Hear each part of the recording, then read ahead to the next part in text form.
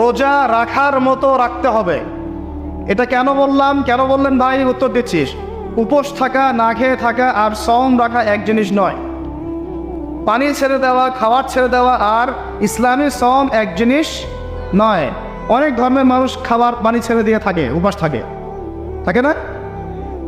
হাদিসের মধ্যে নবীজি বলেছেন যে যে ব্যক্তি রোজা রেখে অন্যায় কাজ ছাড়তে পারল না, মানে আল্লাহর মাসিয়াত ছাড়তে পারল না, এই যে কাবায়ের ফাওয়াহিশ এগুলো ছাড়তে পারল না, অশ্লীলতা ছাড়তে পারল না, মিথ্যা ছাড়তে পারল না, বেহায়াপনা ছাড়তে পারল না, তার না খেয়ে থাকায়, পানি না পান করায় আল্লাহর কিচ্ছু যায় আসে না। আর রোজার বিষয় বুঝলাম। রোজা কাকে বলে ভাই? মানে রোজা মানে হচ্ছে আমি আল্লাহ পাকের সমস্ত নিষেধ ছেড়ে দিব। কি করব? আল্লাহর সমস্ত নিষেধ। রোজা থেকেছি, পানি খাচ্ছি না, খাবার খাচ্ছি না, কার ভয়ে? গোসল করার সময় এক ঢোক পানি খেলে কে দেখবে? এই চেতনা তখন কাজ করে, তখন কাজ করে না? চুপ করে এক লোকমা ভাত খেলে কে দেখবে? কেউ দেখবে? আল্লাহ ছাড়া কেউ দেখবে? কেউ দেখবে না। তারপর আপনি খান না কেন? আপনি খান না কেন? কারণ আপনি অনুভব করেন যে আল্লাহ পাক আমাকে দেখছেন। এটাই হলো ইহসান। এটার নাম কি? ইহসান। এটাই বলা হচ্ছে হাদিসে জিবরিলের মধ্যে, আনতা আবুদুল্লাহ কাআন্নাকা তারা। তুমি এমনভাবে আল্লাহর ইবাদত করো যেন তুমি আল্লাহকে দেখতে পাচ্ছ। ওয়া ইল্লাম তাকুন তারাহু, তুমি যদি আল্লাহকে দেখতে না পারো জেনে রাখো ফাইন্নাহু ইয়ারাক, আল্লাহ পাক তোমাকে দেখছেন। এইটাকে বলে আল্লাহ কনসিয়াসনেস বা ইহসান বা তাকওয়া। আর তাকওয়া হাহুনা, তাকওয়া কোথায়? এখানে। আপনি সওমের আয়াতটা পড়েন, কুতিবা আলাইকুমুস সিয়াম কামা কুতিবা আলাল লাযিনা মিন ক্বাবলিকুম লাআল্লাকুম কি তাত্তাকুন। তোমাদের উপর সওমকে ফরজ করা হয়েছে ঠিক যেমন করে আগের উম্মতদের উপরেও করা হয়েছিল। উদ্দেশ্য হচ্ছে লাআল্লাকুম তাত্তাকুন, যাতে করে তোমরা তাকওয়া অবলম্বন করতে পারো। তাকওয়া মানে আল্লাহ কনসিয়াসনেস। এই যে আমি খাচ্ছি না, পান করতেছি না, আমি বিশ্বাস করি আল্লাহ আমাকে দেখতেছেন, এই তো। তো সেই বান্দা কেমন করে রমজান চলে গেলেই বেনামাজি থাকতে পারে? রমাদান চলে গেলে কি আল্লাহ তাকে আর দেখে না? সেই বান্দা কিভাবে সুখ খায়, তখন কি আল্লাহ তাকে দেখে না? সেই বান্দা, একই বান্দা কিভাবে জেনা করতে পারে? মেয়েকে নিয়ে কেমন করে বাইকে করতে পারে? কেমন করে গায়রা মাহরামের সাথে আমরা করতে পারি, ফ্রি মিক্সিং করতে পারি? কেমন করে সে সমকামিতার দিকে ধাবিত হতে পারে? কেমন করে সে জুয়া খেলতে পারে? কেমন করে সে মাদক খাইতে পারে? কেমন করে সে আল্লাহ দ্রোহী আইন বাস্তবায়ন করতে পারে? যদি সে এই চেতনা থাকে যে আল্লাহ আমাকে দেখছেন। এই চেতনাটাকে বদ্ধমূল করার জন্যই রমজান আসে। বলেন সুবহানাল্লাহ। আমি বুঝাতে পারলাম রোজা রাখার উদ্দেশ্যটা কি? ওই জিনিসটাকেই আমাদের ভিতরে ইনস্টল করাই হলো উদ্দেশ্য। লাআল্লাকুম, অবশ্যই বলেন লাআল্লাকুম তাত্তাকুন। তাকওয়া কি কিনতে পাওয়া যায় বাজারে? এই যে আল্লাহ পাক আমাকে দেখছেন, আমি খাবো না, আল্লাহ আমাকে দেখছেন, আমি পান করতে পারবো না, আমার রেস্ট্রিকশন আছে, পিপাসায় গলা ফেটে যাচ্ছে একেবারে, রোদের মধ্যে তাও খাচ্ছি না কেন? কার ভয়ে? ওইটাই জীবনের সব ক্ষেত্রে বাস্তবায়ন করার জন্যই রমজান আসে। বুঝতে পারি নাই মনে? ওই চেতনাটাই, একই চেতনাটাই জীবনের সবগুলো কাজে বাস্তবায়ন করার জন্য কি আসে? রমাদানের 6 মাস। আমরা শুধু রোজার ফজিলত নিয়ে বয়ান করি। রোজা রাখলে 70 গুণ নাকি হবে না, 70 গুণ হবে, 700 গুণ বাড়াই দেবে। মূল কথা ফজিলত তো ফজিলত পাবোই, মূল কথা এইটা তাকেও অবলম্বন করতে হবে। আল্লাহ পাক আমাদেরকে তৌফিক দান করেন। কয়টা বলছি বলেন ভাই? 2টা মনে থাকবে। 1, দুনিয়াবি কাজ কমায় ফেলা। 2, কে রোজা রাখার মতো রাখা। 3 নাম্বার হচ্ছে, এটা আমার নিজস্ব একটা পরামর্শ আর কি। 3 নাম্বার হচ্ছে রোজা রাখার জন্য আমাদের সাহারি করতে হয়, ইফতার করতে হয়। এই তো আল্লাহর ওয়াস্তে সাহারি এবং ইফতারে মুসলমানের মতো খাবার খাবেন, জানোয়ারের মতো খাবার খাবেন না। সাহারি এবং ইফতার এই দুটোতে কি খাবেন? মুসলমানের, মুমিনের মতো খাবার খাবেন, জানোয়ারের মতো খাবার খাবেন না। আল্লাহ পাক বোঝার তৌফিক দান করেন। মানে আমরা কিন্তু সাহারিতে কি করি জানেন? 7 পেট খাই। কয় পেট? নবীজি বলেছেন খাবে পেটের 1 ভাগ খাবার, 1 ভাগ পানি, 1 ভাগ, আবার বলি 1 ভাগ খাবার, 1 ভাগ পানি, 1 ভাগ। কার পেট খালি আছে এখন খাওয়ার সময়? খাওয়ার টেবিলে আমাদের ওস্তাদরা বলেন যে মুসলিম উম্মাহ, আমাদের ওস্তাদরা বলেন যে মুসলিম উম্মাহ খাবার টেবিলে হেরে গেছে, সে কখনো জিহাদের মাঠে জিততে পারবে না। বুঝতে পারেন নাই? বুঝতে পারলাম না মনে হয়। যারা খাওয়ারের টেবিলেই হেরে গেছি, এখানেই তো আপনি সুন্নাহভাবে খাইতে পারতেছেন না। প্রবৃত্তির কাছে হেরে গেলে গপ গপ গপ গপ করে খাচ্ছি 7 পেট ভর্তি করে। এখানে তো খাবারের সামনে হেরে গেলাম, প্রবৃত্তির সামনে। সে আবার কাফেরদের সাথে জিতবে কেমনে? জিতবে আগে নিজের প্রবৃত্তির উপর জিহাদে তো জিততে হবে। আমার মন চাচ্ছে জেনা করি, করবো না, এটার নাম জিহাদ, এটাও জিহাদ। মন চাচ্ছে সুদ খাই একটু, খাবো না, এটার নাম কি? জিহাদ। মন চাচ্ছে নামাজ না পড়ি, ঘুমায় থাকি, মন চাচ্ছে না, মন বলতেছে ঘুমাই ঘুমাই ঘুমাই, কিন্তু নামাজ পড়তে হবে। এই উঠলাম, অজু করলাম, গেলাম, এর নাম কি? এটাও এক প্রকার কি? বরং নফসের সাথে জিহাদটা অনেক বড় জিহাদ বলা হয়েছে, বলা হয় না? এটা মানুষকে শক্ত করবে। একটা মেয়ে সেটা প্রেম করতে মন চায়, করবো না, ওকে দেখবোও না, যাবো না কাছে, এটা শক্ত থাকার নাম কি? এটা মনের নফসের সাথে কি বুঝেন? তো আল্লাহ পাক আমাদেরকে নফস শক্ত করার তৌফিক দান করেন। তো ভাই, খাবার ইফতারেও এভাবে 7 পেট খাবেন না, সারিতেও খাবো না, ওয়াদা করি তো ইনশাল্লাহ। শোনেন, পরিমিত খাবেন, পুষ্টিকর খাবার খাবেন। পরিমিত খাবেন কিন্তু পুষ্টিকর খাবার খাবেন, তাহলে যথেষ্ট হবেন চাল। আর এখনকার যে খাবার, এদের বেশিরভাগই ভেজাল।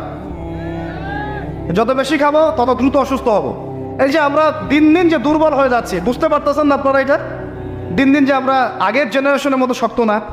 আমাদের দাদারা, তার দাদারা যেরকম স্ট্রং ছিলেন, আমাদের ইয়াংরাও কিন্তু অত স্ট্রং না। একটা ইয়াং ছেলেকে আপনি এখন 50 বছরের একজন মুরব্বীর সাথে পাঞ্জা লাগাই দেন, পারবে না, ওই চাচাই জিতবে। তো এটার কারণ হচ্ছে ভেজাল খাবার, ভেজাল পরিবেশ, ভেজাল সব কিছু। আমরা যা খাচ্ছি বেশিরভাগই বিষ। আর আল্লাহর কসম, এগুলো মনিটর করার দায়িত্ব সরকারের, এগুলো মনিটর করার দায়িত্ব প্রশাসনের। এদেরকে মোবাইল কোর্টের আওতায় নিয়ে এসে একদম 1 বছরের জন্য ঢুকাইতে ভিতরে। আইনের সঠিক প্রয়োগ হলে এমনি সেটা হয়ে যাবে। বাঙালিদেরকে শুধু মিষ্টি মিষ্টি কথা বলে কাজ হবে না, মাঝে মাঝে কঠিন শাসন লাগে। বড় বড় কান্ট্রিগুলো আপনারা দেখে আসেন, মনে করেন রাস্তায় ড্রাইভিংয়ের সীমা দেওয়া আছে 100 কিলো, ওরা যদি 110, 120 চালায় কেউ কিচ্ছু বলবে না, কোনো ট্রাফিক পুলিশও নাই। মোবাইলে একটা মেসেজ চলে আসবে যে তোমার এই 1500 রিয়াল, 2000 রিয়াল জরিমানা করা হয়েছে। দিবানা ড্রাইভিং লাইসেন্স বাতিল, ওটা বাতিল তো হবেই, 6 মাসের জন্য জেল খাটবা। বাপ করে টাকা দিয়ে আসবে, টাকা না দিলেও আর ভয়ে চালাবে না। বাবারে বাবা, একবার 1500 রিয়াল খাইছি, আবার খাওয়া দাও। আইন শুধু থাকতে হয় না, আইনের একদম কঠোর বাস্তবায়ন থাকতে হবে। এই জিনিসটা যদি থাকে, দেখবেন সমাজ ঠিক হয়ে গেছে ইনশাআল্লাহ। আল্লাহ পাক আমাদের সবাইকে কথাটা মন থেকে বোঝার তৌফিক দান করে। আমরা কি কারো শত্রু? আমরা সবার শুভাকাঙ্ক্ষী। যদি এই জিনিসটা শক্তভাবে বাস্তবায়ন করা যায়, দেখবেন খাবারের ভেজাল এমনি বন্ধ হয়ে গেছে। মানুষকে মেরে ফেলতেছে খাবার দিয়ে, আর 3 দিনের বাসি তেল দিয়ে রান্না করছে, বললো একদম টাটকা রান্না, খেয়ে ফেলে। এই যে কোলেস্ট্রল বেড়ে গেল, ক্যান্সার হচ্ছে। গরু ইঞ্জেকশন দিয়ে ফুলায় খাবায় মোটা তাজা করে ফেলায়, করে নাই? কি অবস্থা মানুষের বুদ্ধি! চালের মধ্যে এটা মিশাচ্ছে, ডালের মধ্যে ওইটা মিশাচ্ছে, পানির মধ্যে কি মিশাই দিচ্ছে, ড্রেনের পানি বলতেছে মিনারেল ওয়াটার। হ্যাঁ, ডাব খাবেন, ডাবের পানি আগে ইঞ্জেকশন দিয়ে বের করে ফেলাইছে, ও আগে খাই ফেলছে, অল্প একটু বাকি আছে, ওটার দাম হাঁকাচ্ছে 150 টাকা। নিচ থেকে উপর পর্যন্ত আমাদের সমাজে খালি প্রতারণা চলতেছে।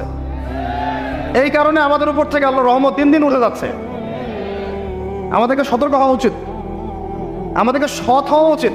সৎ হইতে পয়সা লাগে না, সৎ হইতে পয়সা লাগে?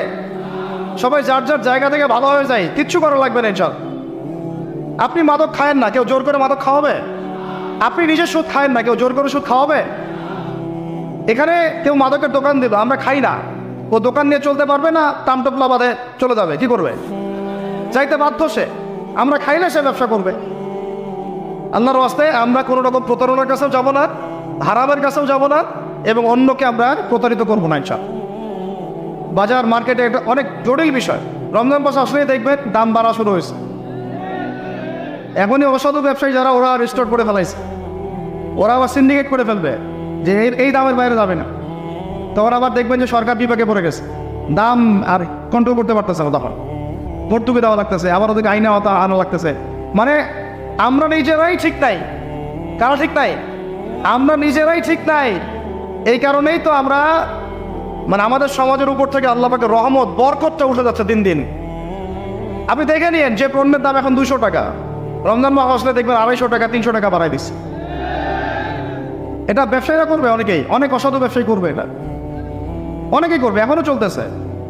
আমাদের বাংলাদেশে এমন কিছু নাই যেটা উৎপন্ন হয় না।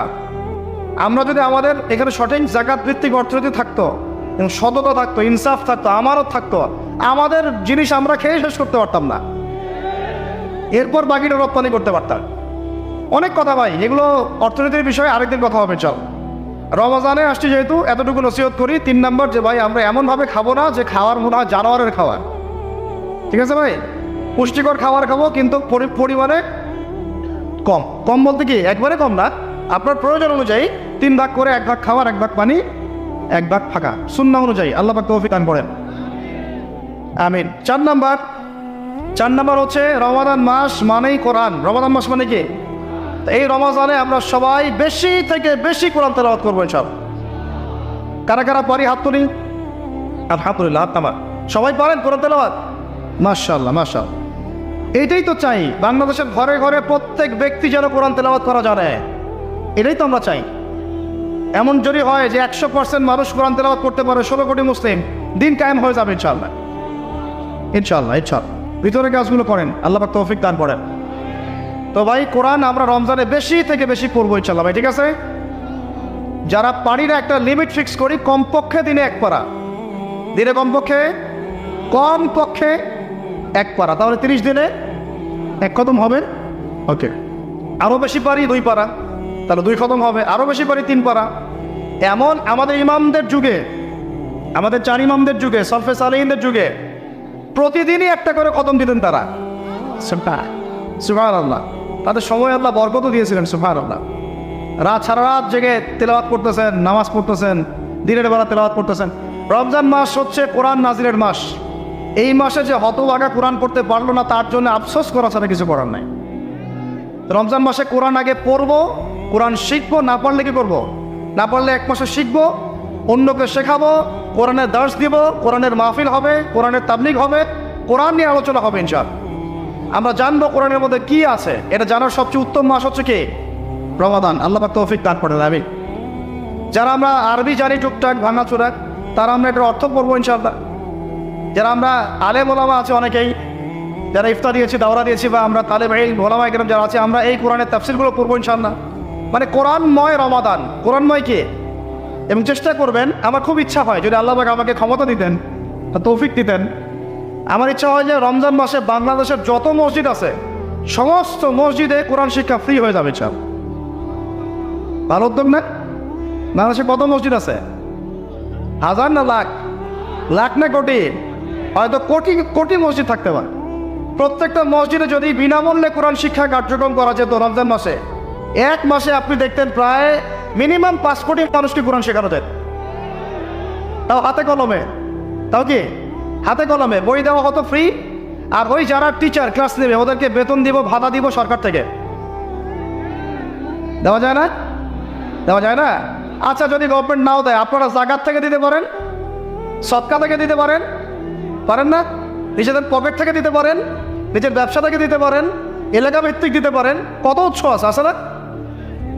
যদি এভাবে প্রত্যেকটা মসজিদ থেকে কোরআন শিক্ষা কার্যক্রম চালু করা হয় রমজান মাসে, আমরা দোয়া করি আল্লাহ পাক যেন এই কথাটা পৌঁছে দেন উপরের লেভেলে, এবং তারা উদ্যোগ নেয়। জানি না উদ্যোগ নেবে কিনা, আমাদের দায়িত্ব পৌঁছে দেওয়া, না। তো অ্যাটলিস্ট যদি সবগুলো মসজিদ নাও হয়, প্রত্যেকটা এলাকায় যদি 1টা করে মসজিদও হয়, তবুও দেখবেন কয়েক কোটি মানুষকে কোরআন শেখানো যাবে ইনশাআল্লাহ। কোরআন ছাড়া এই জাতিকে আপনি ফিরাতে পারবেন না। কোরআন ছাড়া এই যুবকদেরকে মাদক থেকে ফেরানো যাবে না। কোরআন ছাড়া এই যুবকদেরকে জেনা থেকে ফেরানো যাবে না। এই টিকটক প্রজন্ম হয়ে এরা নষ্ট হয়ে গেছে, শেষ হয়ে গেছে। বাংলাদেশে আশঙ্কাজনক হারে এখন সমকামিতা বাড়তেছে। আশঙ্কাজনক হারে এখন জেনা, ব্যভিচার, পরকীয়া এগুলো বেড়ে গেছে। মাদক দ্রব্যে কি ছয়লা, এই যে গুন্ডামি, মাস্তানি, ছিনতাই কারা করতেছে? যারা ইয়াং ছেলে পেলে এরা করতেছে। এদেরকে ফিরাইতে হইলে কোরআন ছাড়া কোনো গতি নাই। আইয়ামে জাহেলিয়াতের সেই মানুষগুলো কোরআনের আলোয় শ্রেষ্ঠ মানুষে পরিণত হয়েছে। কথা বুঝতে পারেন নাই? আইয়ামে জাহেলিয়াতের সেই মানুষগুলা যারা একসময় নিজের মেয়েকে দাফন করেছিল জীবন্ত। ইন্না লিল্লাহি ওয়া ইন্না ইলাইহি রাজিউন। চিন্তা করা যায়? আপনি আপনার মেয়েকে দাফন করতে পারবেন জীবন্ত? পারবেন? বলেন। এরকম মানুষ যারা এই কাজ করেছিল, তারা কোরআনের সংস্পর্শে এসে সোনার মানুষে পরিণত হয়েছে। এই কিতাব আল্লাহ পাক নাজিল করেছেন ওই ঘরের উপরে উঠিয়ে রাখার জন্য না, মাঝে মাঝে বেদ করবো, ধুতা মুছবো, চুমু খাবো, রেখে দিব, এই জন্য না। বাবা মারা গেছে, খুললাম, পড়লাম, সব বক্সায় দিলাম, এই জন্যে না। শুধু এই কিতাব আল্লাহ পাক নাজিল করেছেন যারা আমরা হৃদয়ে ধারণ করি। কোথায় ধারণ করি? তো হৃদয়ে ধারণ করবো তো তখনই যখন আমি বেশি তেলাওয়াত করবো, বেশি বেশি পড়বো, সবাইকে পড়াবো, শেখাবো। আল্লাহ পাক আমাদের সবাইকে কোরআনের বিপ্লব ঘটানোর তৌফিক দান করেন, আমিন। তো প্রিয় ভাইরা, 4 নম্বর কাজ, কোরআন শিখবো, পড়বো, শেখাবো, দার্স দিব, কোরআনের একদম বিপ্লব। রমজান মাসে ইনশাল্লাহ কোরআনময় রমাদান হবে।